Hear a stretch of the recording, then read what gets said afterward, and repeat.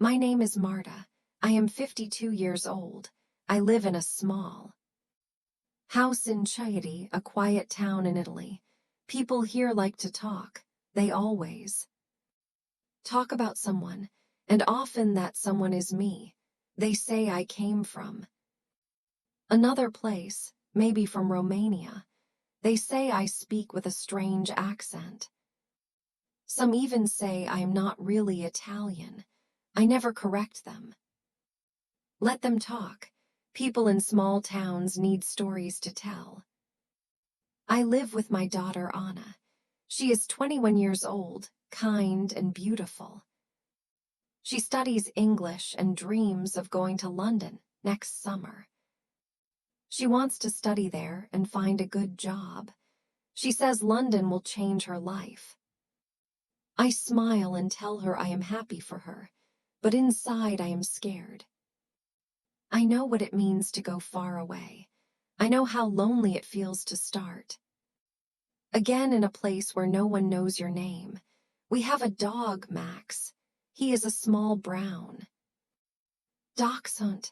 He has short legs and long ears. Everyone in the neighborhood knows him. When we go for a walk, people always greet Max, never me. They smile at him, but look away from me. They whisper when they think I can't hear. I pretend I don't notice. I look straight ahead and walk faster. I do not have a job. I used to work in a small cafe, but it closed 2 years ago. Since then I stay home. I clean, cook, and take care of small things. In the morning, I open the window and smell the air. I see the same people walk to work, the same cars passing, the same sky above the roofs. Life moves slowly here, sometimes too slowly. In the afternoon, I drink wine. I know people call me a drunk. They think I do not care about myself, but they don't know why I drink. I don't drink to forget who I am. I drink to stop feeling so empty. A glass of red wine makes the silence softer. 2 glasses make the hours shorter. 3 glasses make the pain quiet for a while. At Aldi, the supermarket, I fill my cart with bottles of red wine.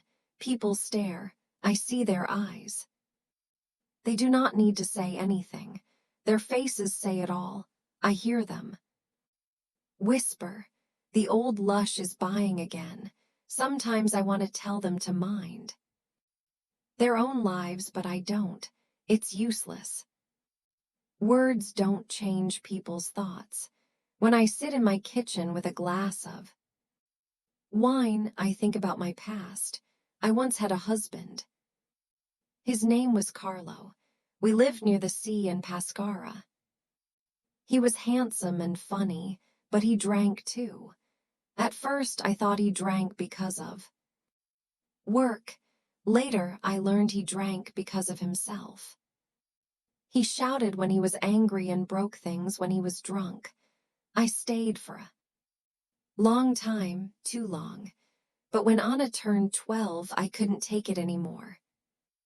I packed one small bag, took Anna and Max, and left. We came to Chieti with no money and no plan. I found a small house and tried to build a new life. People in Chieti were not kind at first. They smiled, but their smiles were small and empty. I was an outsider. I spoke differently. I dressed differently, and soon they noticed that I drank. It was easy for them to give me a name, the Old Lush. They didn't know my story, but they liked to guess. Sometimes I go to a small restaurant in the town square. I sit alone near the window. I order pasta and a glass of wine. I look at people passing by. I listen to the sound of voices around me. It feels nice for a moment, like I am part of the world. But then I hear someone whisper my name. They talk about me as if I can't hear. They say I have no job, that I live from money sent by a secret lover. I almost laugh. There is no lover. There is no secret. There is only me trying to live one day at a time. But people always want to find something strange about others. They ask why I don't work, why I sometimes disappear for a few days, why I walk alone. They don't know that I travel sometimes to see my sister. She lives in another town, and she is very sick. I visit her and bring food and medicine. No one here knows about her. I don't tell them because they don't care about truth. They care only about gossip. One cold day in December, something strange happened. It was 1 week before Christmas. The sky was gray and the air smelled like snow. A dark car stopped in front of my house. It had black windows, and I could not see who was inside. I watched from behind my curtain. Then 3 people got out, 2 men and 1 woman. They wore dark coats and looked serious. They stood in front of my gate and talked. One of the men held a folder. My heart started to beat fast. I thought maybe they were police. But why would the police come here? I had done nothing wrong. I told myself. It was a mistake. I didn't open the door. I waited until they left. When I looked again, the car was gone. That night, I couldn't sleep. I sat in bed holding a half-empty glass of wine. Max slept on my feet. I kept thinking about that car. Who were those people? Why did they come? I felt watched. I felt small again, like a child who did something bad and was waiting to be punished. The next morning I told Anna. She laughed at first and said, maybe they were just lost. But I saw the worry in her eyes. She closed her book and looked out the window for a long time. Later, I heard her on the phone speaking. Quietly, when she saw me, she hung up. I didn't ask who it was. I didn't want to know. 2 days later, another car came. This time it was a white van. It parked in front of our house. The windows were small and dark. I watched from the kitchen window. I told myself it was nothing. Maybe it was a delivery, but my hands were shaking. Then the bell rang. When I opened the door, a man stood there. He was tall and had short black hair. He wore a black jacket and dark glasses. Even though it was winter, he looked like someone ready for the sun. "Senora Marta?" he asked. His voice was calm, too calm. I nodded slowly. "We need to talk," he said. "It's about your past." I felt the world stop for a moment. My past, that word again. I wanted to close the door, but my hand wouldn't move. The man smiled a little. "Please come with us," he said. "It's important." I didn't know what to do. I looked down at Max, who was barking. Softly, I looked at the street, quiet and cold. And then, for some reason, I went inside to get my coat. I put on my sunglasses, even though the sky was gray. I locked the door behind me and walked to the van. The man opened the door for me. I climbed inside. The van drove away. I didn't look back at my house. I didn't want to see it disappear. As we turned the corner, I saw my neighbor, Mrs. Rossi. She was standing at her gate holding her phone. I could almost hear her voice already. "The Old Lush is gone. The police took her, but they were not police.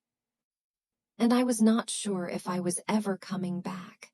Before I continue rest of the story, please like, subscribe, share, and tell me where you are listening from. Your support means a lot to me. Now, let's continue.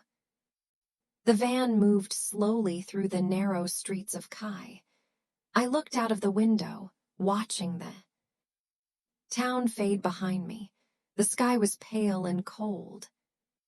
Small drops of rain began to fall, making soft sounds on the roof of the van. I sat in silence. My hands were cold, but I didn't want to ask anything yet. The man who had spoken to me sat in the front seat. Another man was driving. The woman sat beside me. She wore a dark coat and a scarf that covered half her face. I could not see her eyes. After a few minutes, I said, "Where are we going?" My voice was quiet, almost lost under the sound of the rain. The man in front turned his head. "Little, we just need to talk, Senora," he said. "It won't take long." I did not answer. I looked down at my hands. They were shaking a little. I thought of Anna. I wished I had told her where I was going, but I left too fast. Maybe she was at home now, looking out the window, waiting for me. We left the town and drove into the hills. The road curved between olive trees and small houses. After 20 minutes, the van stopped near an old building with a high fence. The place looked empty. There was a metal gate and a small sign, but I couldn't read it from where I sat. The man opened the door. "Please come inside," he said. I stepped out. The air was cold and smelled like wet earth. The woman followed me.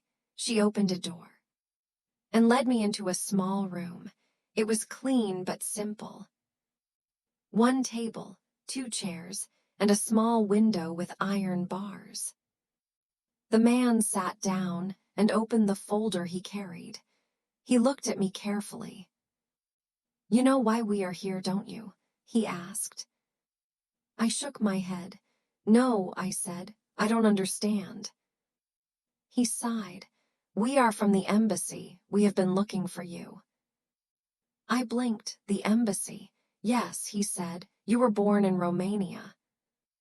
You left 25 years ago. Your name was not always Marta." My mouth went dry. I felt the room getting smaller. "You are wrong," I said. "I live here. My name is Marta." The man looked at a paper and then at me. "Your real name is Radu. You worked as a nurse in Bucharest. Before coming to Italy, you left suddenly without a record after a hospital fire." I felt my chest tighten. The room seemed to spin. "I don't know what you are talking about," I said. My voice sounded weak even to me. The woman leaned forward. Her eyes were kind but serious. "We are not here to hurt you," she said. "We just need to understand what happened." I looked at her. For a moment I saw something like pity in her eyes. I wanted to tell them the truth, but I didn't know where to begin. The past had been buried for so long. I took a deep breath. "There was a fire," I said softly. "It was many years ago. I worked in a hospital then." "Yes, but it was an accident. I didn't do anything wrong." The man nodded slowly. "We know it was not your fault, but one patient died. A woman named Irina Pescu. Her family never found out what really happened. They thought you disappeared because of guilt." I looked down at my hands again. I remembered that night, the smell of smoke, the screams, the sound of glass breaking. I remembered running into the fire to pull people out. I remembered holding a small child in my arms. I had burns on my hands for months. I had nightmares for years. I tried to save her, I whispered. But I couldn't.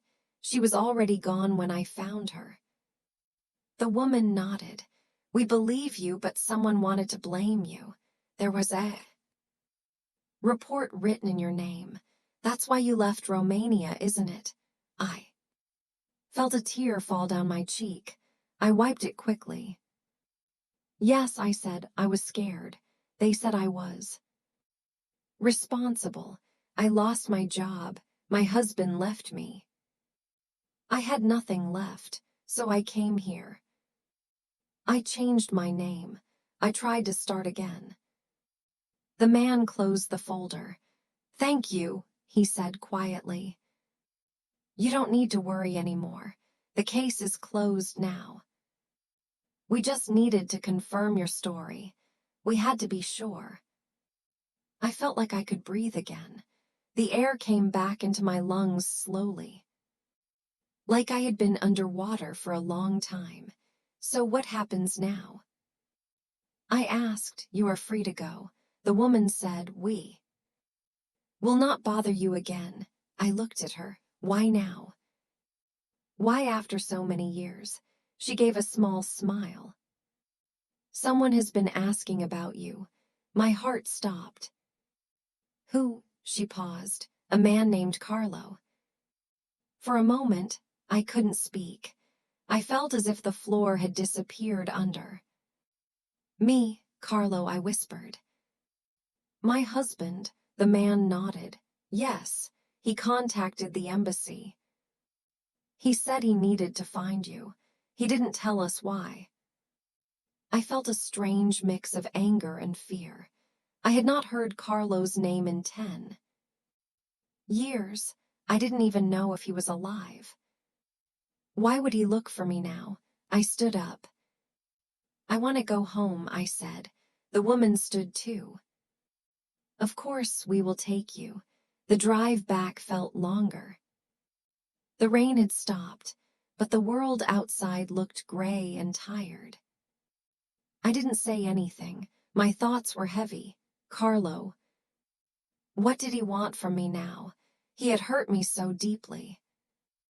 He had made me afraid of love, of men, of myself. When we reached my house, I saw Anna waiting by the window.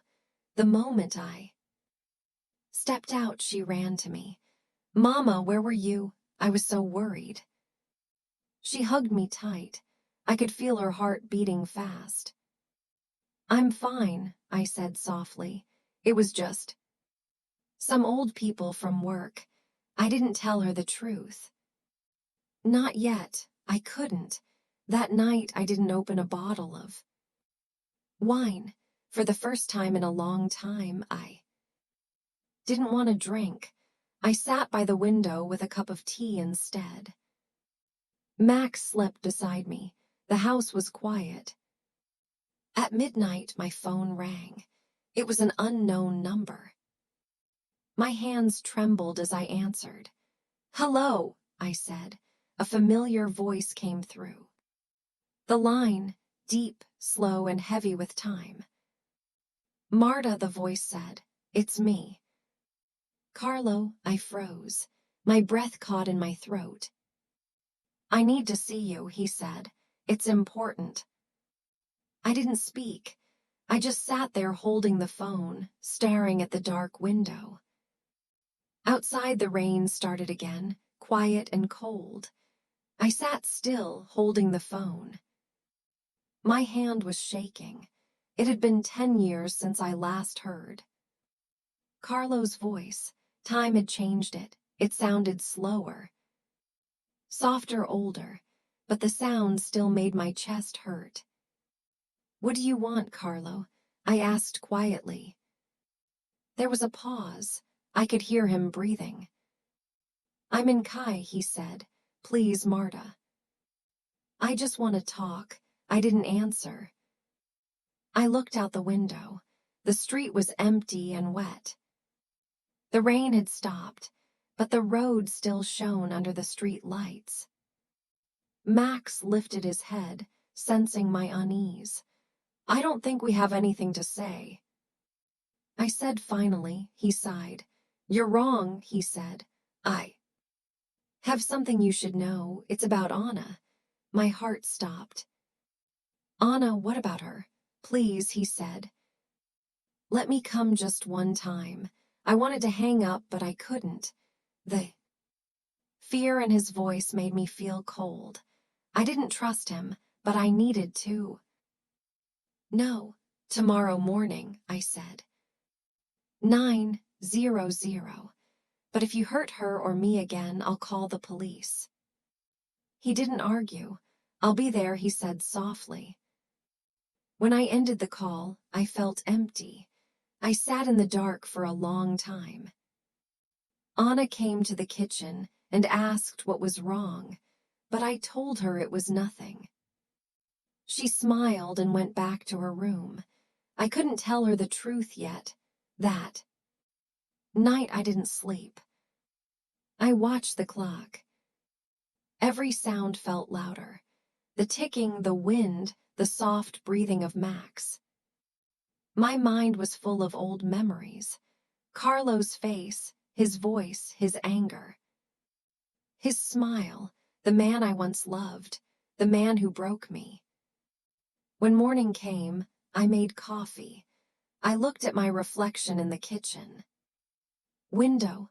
My hair was messy, my eyes red. I looked older than I remembered. Maybe I really was the Old Lush they talked about, but not today.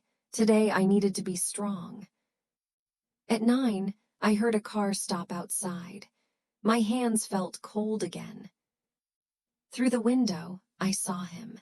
He was standing by an old gray car, wearing a dark coat and holding a hat.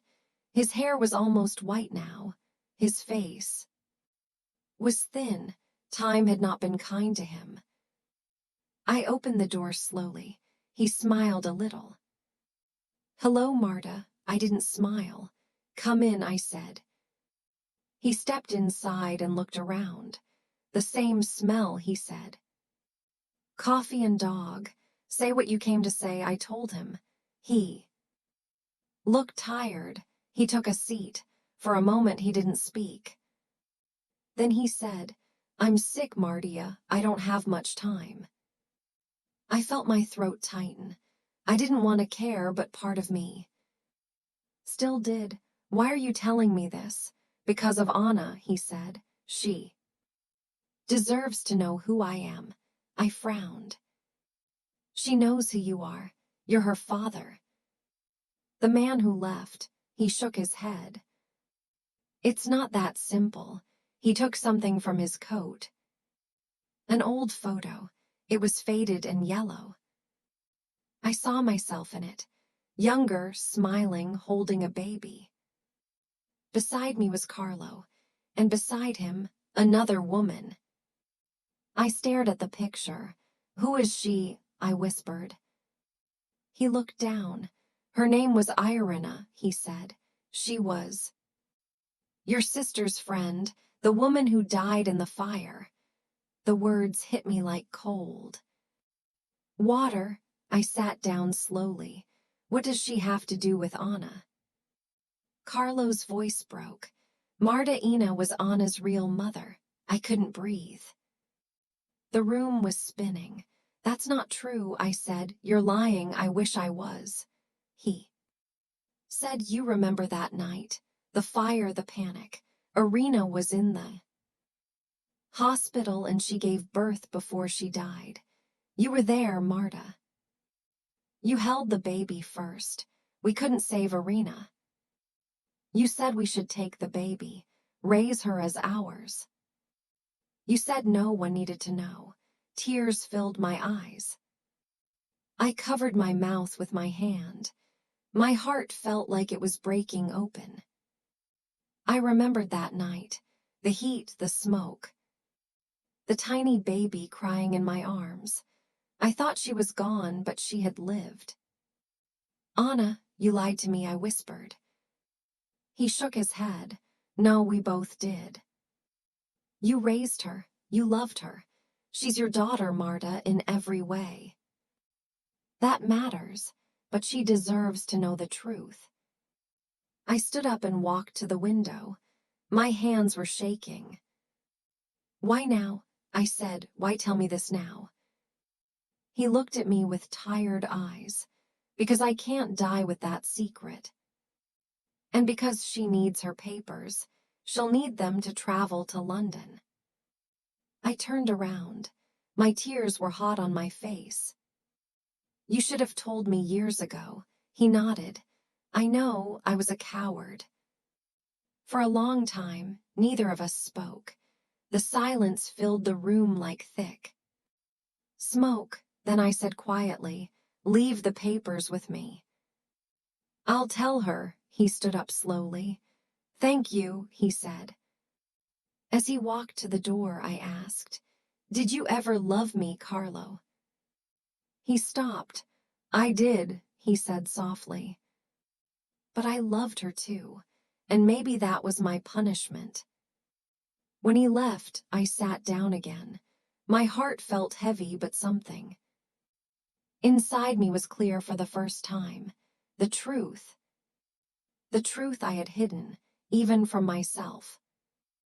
That evening, Anna came home from her classes. She was full of life, talking about London and her plans. I watched her as she spoke.